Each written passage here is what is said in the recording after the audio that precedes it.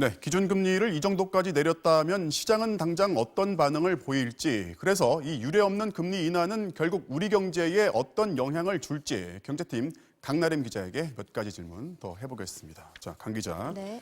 예고 없이 회의를 열어서 이 정도까지 금리를 인하한 걸 보면은 이제 당국 입장에서는 뭔가 좀 상황이 급박하다 이런 거잖아요. 네. 근데 중요한 거는 효과를 그럼 당장 볼 수 있냐 이 대목이거든요.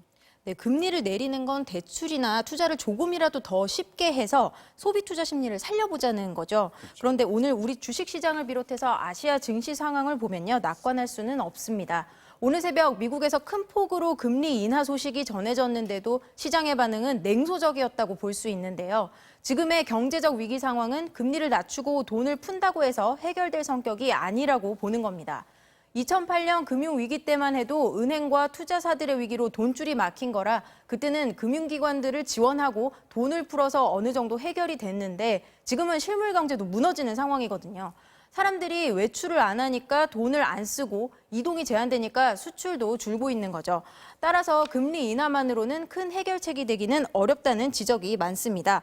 심각하게 타격을 입은 업종과 생계가 어려운 계층들에 대해 정부가 집중 지원을 하는 등 보다 적극적인 재정 집행이 더 도움이 될 거라는 겁니다. 그런데 사실 20일 전에 이제 회의 열어가지고 그때는 금리 인하 안 한다 이렇게 결정을 했잖아요. 그럼 그때는 결정을 안 했고, 근데 오늘 갑자기 왜 내린 거죠? 왜 지난번엔 동결하고 이번이냐 하면요. 지난 정기 금통위 때까지만 해도 미국의 기준금리가 우리보다 높아서 우리가 더 낮추면 금리가 높은 미국으로 돈이 빠져나가는 외화 유출 우려가 있었습니다. 또 12, 16 부동산 대책의 효과가 본격적으로 나오려면 좀 기다려야 하는데 저금리로 부동산 시장을 자극할 우려도 있고요.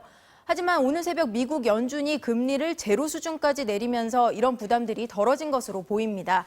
다만 선제적 대응을 하지 못하고 미국 연준을 따라가는 모양새라는 비판이 나오는 것도 사실입니다. 네, 잘 들었습니다. 지금까지 경제팀 강나림 기자였습니다.